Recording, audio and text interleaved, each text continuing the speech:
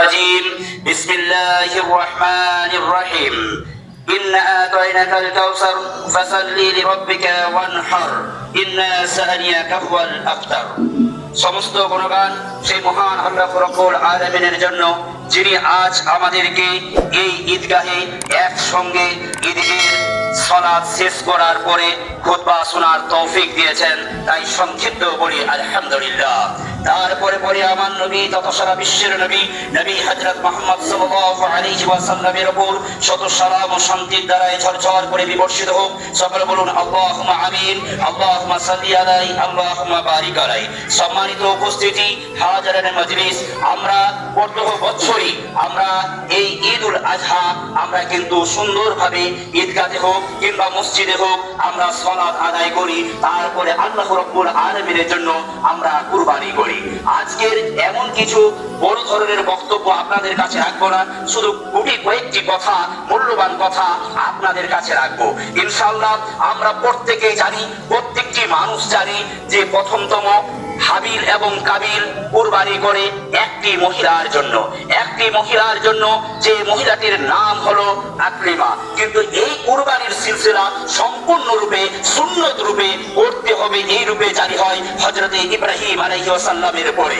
তাই যখন হাবিল এবং কাবিল আকলিমার জন্য কুরবানি করে, তার বাবা হযরতে আদম আলাইহিস সালাম বলেন যে তোমরা দুইজন তোমরা কি করো, কুরবানি করো। হাবিল ছিল একজন কি, সে সুন্দর সুন্দর পশু পালন করত, পশু সে পুষত। এমত অবস্থায় কাবিল সে কি করত, সে চাষ করত, যেমন আমরা চাষ করছি সেম এরকম চাষ করত। দুজন যখন কুরবানি করলো, দুইজনের মধ্যে হাবিল যে সম্পূর্ণরূপে যেটা মজবুত পশু, যেটা শক্তিশালী পশু, হাবিল সেটি আল্লাহর রাহে কি করলো, কুরবানি করলো। আর কাবিলের নিয়ত গালাত ছিল, অর্থাৎ প্রথম থেকে তার উদ্দেশ্য বা নিয়ত গালাত ছিল, এবং সে কি করলো, সে আগ্রা মদ্রাটা আল্লাহর রাহে কুরবানি করলো। ওদের মধ্যে দুজনের মধ্যে একজনের কুরবানি কবুল করা হলো, ফাতুকব্বালা মিন আহাদিহিমা, একজনের কুরবানি কবুল করা হলো আর অন্যজনের কুরবানি কবুল করা হলো না। অর্থাৎ হাবিলের কুরবানিটা আল্লাহ রাব্বুল আলামিনের নিকটে কবুল হয়ে যায়, কাবিলের কুরবানিটা আল্লাহর নিকটে কবুল হয়নি। সঙ্গে সঙ্গে কাবিল বলতে থাকে যে হে আমার ভাই, ওয়ালা আক্তুলান্নাকা, আমি জরুর বা জরুর আমি তোমাকে হত্যা করব। শুধু একটি মহিলার জন্য কুরবানি হয়েছে, এমনকি হত্যাও পর্যন্ত হয়েছে, এটা কিন্তু জেনে রাখবেন। তারপর পরেই হাবিল বলছেন যে হে আমার ভাই, শুনে নাও, শুনে নাও, মন দিয়ে কান খুলে শুনে নাও। ক্বালা ইন্নামা ইয়াতাকাব্বালুল্লাহু মিনাল মুত্তাকিন, নিশ্চয়ই মহান আল্লাহ রাব্বুল আলামিন তারই আমল, তারই কুরবানি কবুল করে থাকেন যিনি সত্যিকারী মুত্তাকিন, পরহেজগার, আল্লাহ ভীরুতা। এখান থেকে স্পষ্টভাবে আমরা দুটি জিনিসের শিক্ষা পাই। এক হলো সেই পশু ছিল মজবুত এবং সেই পশুটা আল্লাহর জন্যই কুরবানি করেছিল হাবিল, এই জন্যই তার কুরবানিটা আল্লাহর নিকটে কবুল হয়েছিল। আর দুই হলো হত্যা ও সিলসিলা, সেই তখন থেকে শুরু হয় এখনো পর্যন্ত এই উম্মতের মধ্যে যতগুলো হত্যা হবে, এখনো কাবিলের প্রতি কিছু কিছু করে গুনাহ তার আমলনামায় চাপিয়ে দেওয়া হবে। এবারে আসি হযরতে ইব্রাহিম আলাইহিস সালাম। আজকের দিনটা ইয়াউমুন নাহারের দিনটা অত্যন্ত গুরুত্বপূর্ণ দিন। অর্থাৎ যা কিছু হাজিরা করছে, যা কিছু মক্কায় গিয়ে হাজিরা হজ করতে গিয়ে যা কিছু আমরা করছি, সব কিন্তু এটা জেনে রাখবেন ইব্রাহিম আলাইহিস সালাম এবং হযরতে ইসমাঈল আলাইহিস সালাম এবং মা হাজেরার এগুলো সব স্মৃতি জড়িয়ে রয়েছে, যা কল্পনার বাইরে।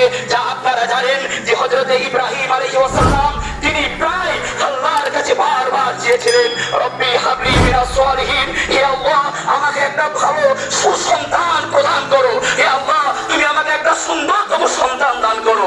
এবারে আমি আপনাকে বলি কেমন পরীক্ষা দেখুন, হযরতে ইব্রাহিম আলাইহিস সালামকে পাই টু পাই পরীক্ষা দিতে হয়েছে। প্রত্যেকটি পরীক্ষাতে এ গ্রেড নিয়ে ফার্স্ট ডিভিশনে পাস করে সবচাইতে এ গ্রেড নিয়ে পাস করেছে ইব্রাহিম আলাইহিস সালাম। তারপরে মহান আল্লাহ রাব্বুল আলামিন তিনি সন্তানকে নিয়ে এবার পরীক্ষা করতে শুরু করেছে। মায়ের গর্ভে অর্থাৎ হাজেরার গর্ভে যে সন্তান এসেছে হযরতে ইসমাঈল আলাইহিস সালাম, এটাও শুধু পরীক্ষার জন্য, শুধুমাত্র পরীক্ষা।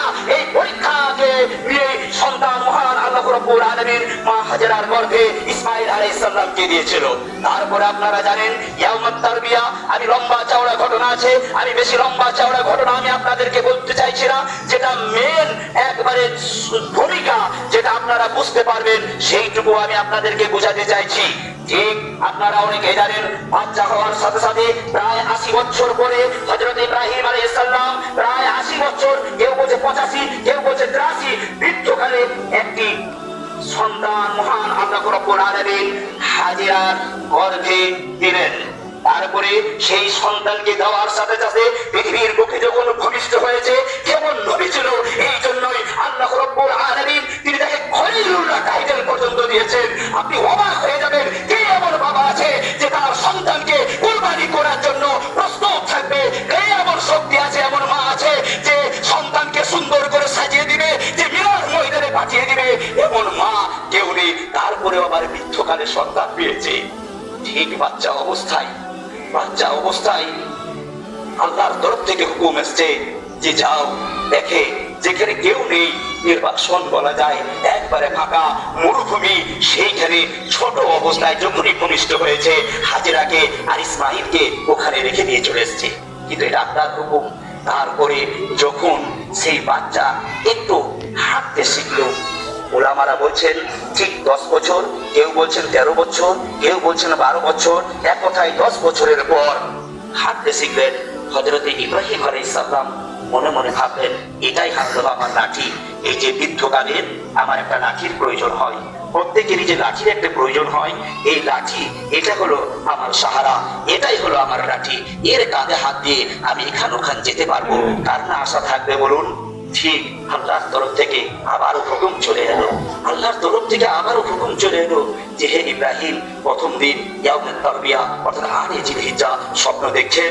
তারপরে আপনি ইয়াউমে আরাফা অর্থাৎ 9 জিলহিজ্জা স্বপ্ন দেখছেন। তারপরে ইয়াউমুন নাহার অর্থাৎ কুরবানির দিনের স্বপ্ন দেখছেন, যে আমি আমার সন্তানকে জবাই করছি, আমি আমার সন্তানকে নিজ হাতে জবাই করছি। এই স্বপ্ন সে কিন্তু দেখছে।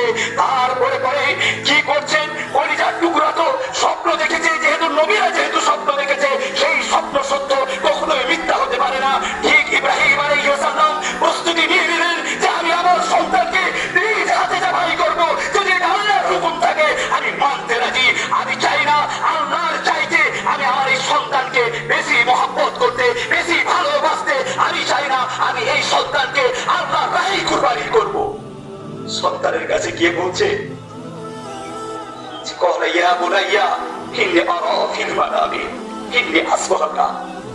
হে আমার পরিচার টুকরা, চোখ থেকে কড়কড় করে অশ্রু ছুটছে, আর বলছে, হে আমার পরিচার টুকরা, আমি স্বপ্ন দেখছি যে আমি তোমাকে কি করছি, আমি জবাহ করছি।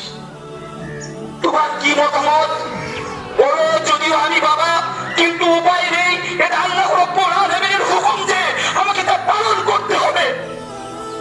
তুমি কি বলতে চাইছো? ছোট বাচ্চা বাবাকে কি বলছে? ওয়ালাইয়া বুনাইয়া, হে ওয়ালাইয়া আবা তিফাল মাহতুমা, হে আমার আব্বা, আপনি প্রস্তুতি নেন, আপনি তৈরি থাকুন আমাকে জবাহ করার জন্য, আমাকে কুরবানি করার জন্য। আপনি তৈরি থাকুন, আমাকে আপনি অবশ্যই ধৈর্যধারীদের মধ্যে পাবেন। হে বাবা, আপনি ভেঙে পড়বেন না, মিথ্যাচারী ভাবে আল্লাহর হুকুম যে এটা আপনি বাস্তবায়ন করুন। আমি আপনার নিচে, তরবারের নিচে আমি বলছি, আমি ইসমাইল ছোট বাচ্চা, আমি এতটুকু দ্বিধাবোধ করবো না। আপনি মিথ্যাচারী ভাবে সুন্দর ভাবে আমার গলাতে ছুরি চালিয়ে দেবেন, কোনো অসুবিধা নেই। তৈরি করা হলো, হাজেরা তৈরি করে দিলেন সম্পূর্ণ। তারপরে তৈরি করে ঠিক নিয়ে চলে গেলেন। লম্বা চওড়া ঘটনা, সমস্ত কিছু হযরত ইব্রাহিম আলাইহিস সালাম আজকের যে দিন দেখছেন, এই যে কাজ কর্মগুলো ইব্রাহিম আলাইহিস সালামের এত সুন্দর ছিল, যা মহান আল্লাহ রাব্বুল আলামিন কিয়ামত পর্যন্ত স্মৃতি রেখে দিয়েছে। যতজন হাজী যাবে এখনো পর্যন্ত মাকামে ইব্রাহিম, সাফা মারওয়া থেকে নিয়ে জমজম থেকে নিয়ে আপনার যতগুলো হাজীরা পাথর, যে কাঙ্কর বড় শয়তানকে পাথর মারছে, এইগুলো থেকে নিয়ে এমনকি আপনার ওই যে মিনা ময়দানে কোরবানি গতকাল সৌদি আরবে হয়ে গেল, হাজীরা হজ করে তারপরে কোরবানি তারা করে নিল, সবগুলাই কিন্তু ইব্রাহিম আলাইহিস সালামের স্মৃতির সঙ্গে জড়িত। কেমন ভালোবাসা বুঝতে পারছেন, কেমন মহাব্বত বুঝতে পারছেন? মিনাতে নিয়ে চলে যাওয়া হলো, বারবার শয়তান বাধা দেওয়ার পরেও কোন ক্রমে বারবার শয়তান একবার হাজেরের কাছে, একবার ইসমাইলের কাছে যাওয়ার পরেও কোনো ক্রমে কাউরির কথা না শুনে তারা এক আল্লাহকে বিশ্বাস করে যে এটা আল্লাহর হুকুম, এটা আল্লাহর বিধান, মানতে হবে। তাই ইব্রাহিম আলাইহিস সালাম তিনি নিয়ে চলে গেলেন মিনাতে, এবং সেখানে এখনো পর্যন্ত কোরবানি হয়। আজকের যে স্মৃতি, আজকে শুনেন কেমন আল্লাহ রাব্বুল আলামিন কতটা আনন্দিত, কত খুশি হয়েছে, আপনি চিন্তা করতে পারবেন না। পৃথিবীর বুকে একটা মাতাল, একটা মদখোর, একটা গাঁজাখোর, একটা বিড়িখোর, একটা সিগারেটখোর, একজন সুদখোর আজকের দিনে কিন্তু কোরবানি করবে। কিছু মানুষ চাই না মানুষ, কিছু মানুষ চাই না মানুষ, নামাজ পড়ুক চাই না পড়ুক, রোজা রাখুক চাই না রাখুক, কিন্তু আজকের দিনে তাদেরকে একত্রিত হয়ে আল্লাহর জন্য কোরবানি করতে হবে। এটাই আল্লাহ রাব্বুল আলামিন এতটাই খুশি হয়েছেন, এতটাই ভালোবাসা আল্লাহ রাব্বুল আলামিন এতটাই আনন্দিত হয়েছেন যে এই সুন্নতকে কিয়ামত পর্যন্ত আল্লাহ রাব্বুল আলামিন জারি রেখে দিলেন। একবার বলবো না সুবহানাল্লাহ, অবাক হয়ে যাবেন। এটাই হলো আল্লাহর মহব্বত। আল্লাহ রাব্বুল আলামিন যেন আমাদেরকে সুন্দরভাবে এই ইব্রাহিম আলাইহিস সালাম যেভাবে কোরবানি করেছিলেন, অর্থাৎ মহব্বতের জিনিসকে কোরবানি করতে হবে। আমরা যে মাত্র এক সপ্তাহ পূর্বে আমরা কি করছি, কোরবানির পশু কিনছি, ভাই এগুলো কিন্তু আমাদের ঠিক নয়। আমাদের যত মানে এই যে আপনি কোরবানি শেষ করলেন, আবার সঙ্গে সঙ্গে পশু কিনে তাকে সুন্দরভাবে মহব্বত ভালোবেসে পালবেন, তারপরে সেইটাকে আল্লাহ রাহে যদি কোরবানি দেন, এটা বেশি উত্তম, আল্লাহ বেশি খুশি হবেন। আমরা এগুলোকে চেষ্টা করব। আল্লাহ যেন আমাদেরকে সুন্দরভাবে বুঝার তৌফিক দান করেন। আর দুটি মাত্র উপদেশ দেবো, তারপরে দোয়াতে ইনশাআল্লাহ শরীক হব। অর্ধেক দোয়া হবে, মহিলাদেরকে উঠতে বলবো, তখন আপনারা উঠে যাবেন। মাত্র দুটি কথা আমি আপনাদেরকে বলি। আজকের যুবক সমাজ অনেকেই কি মোবাইলে সবসময় কিন্তু ব্যস্ত। ঠিক আছে, মোবাইল ভালো দিক আছে, খারাপ দিকও আছে, কিন্তু কেউ কোরবানির পশুর জাভাকৃত ছবি কিংবা মাংস কেউ কিন্তু সোশ্যাল মিডিয়ায় কেউ পোস্ট করবেন না। কারণ এইটি হলো আইনত অপরাধ, অন্য ধর্মের মানুষকে কষ্ট দেওয়া। কারণ আপনি সোশ্যাল মিডিয়ায় যখন পোস্ট করবেন ওটা সকলেই দেখবে, এমনকি পুলিশের প্রশাসনের তরফ থেকেও জানানো হয়েছে যদি এরকম করে তার আইনের ব্যবস্থা নেওয়া হবে। এটা একটা আপনারা মানবেন ইনশাআল্লাহ। নাম্বার 2, আপনাদের যে মলগুলো রয়েছে, রক্ত বলুন, ভুঁড়ির মল বলুন, এগুলোকে রাস্তায় এখানে সেখানে ফেলে দেবেন না। কেন ফেলবেন? কেন? এক ভাই যে রাস্তা দিয়ে যাচ্ছে এবং নামাজ আদায় করবে, তাদের কি কষ্ট হবে না? এটা কি আপনি বান্দার হক নষ্ট করছেন না? তাই কষ্ট করে আপনি কোরবানি করছেন আপনাকে খুশি করার উদ্দেশ্যে। তো আপনি কি করবেন? সেই মলগুলোকে একটু গর্ত করবেন, একটু পুঁতে দিবেন। এত মেহনত দিতে পারছেন, এত শ্রম দিতে পারছেন, এতগুলো ছেলে রয়েছে, একটা ছেলেকে বলবেন এই খালি গর্ত করো তো, একটু পুঁতে দিবেন। এগুলো হলো ইসলাম। ইসলাম এইটাই শিক্ষা দেয়। তাই আমরা ইনশাআল্লাহ আমল করব। আল্লাহ যেন আমাদেরকে আমল করার তৌফিক দান করেন। এখানে আমি সকলের জন্য দোয়া করব। অবশ্যই আপনারাও দোয়াতে শরীক হবেন। আর নতুন করে আজকের দিনে ওই কবরস্থান জিয়ারত করার দরকার নেই। এটা আমাদের সমাজের প্রথা হয়ে গেছে যে আজকের ঈদের দিন আসবে, কুরবানির দিন আসবে, আর কবরস্থান জিয়ারত করতে যাব আর মা বাবার জন্য দোয়া করতে যাব। এই হাদিস আপনি কোথা পেলেন?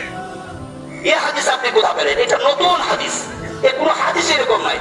যখন ইচ্ছা জাগবে তখনই আপনি কবর জিয়ারত করতে পারেন। মহিলারা করতে পারবেন, আপনারা করতে পারেন। যখন ইচ্ছা তখনই আপনি যেতে পারেন। আজকের দিনে যেতে হবে এরকম কেউ আপনারা এখান থেকে আমি দোয়া করতে পারি। আল্লাহ যেন আমাদেরকে সম্পূর্ণরূপে আমল করার তৌফিক দান করেন। আলহামদুলিল্লাহি রাব্বিল আলামিন আর রহমানির রহিম মালিকি ইয়াউমিদ্দিন ইয়্যাকা না'বুদু ওয়া إياك نستعين اهدنا الصراط المستقيم صراط الذين أنعمت عليهم غير المغضوب عليهم ولا الضالين آمين. ربنا ظلمنا أنفسنا وإن لم تغفر لنا وترحمنا لنكونن من الخاسرين. ربنا لا تزغ قلوبنا بعد إذ هديتنا وهب لنا من لدنك الرحمة إنك أنت الوهاب.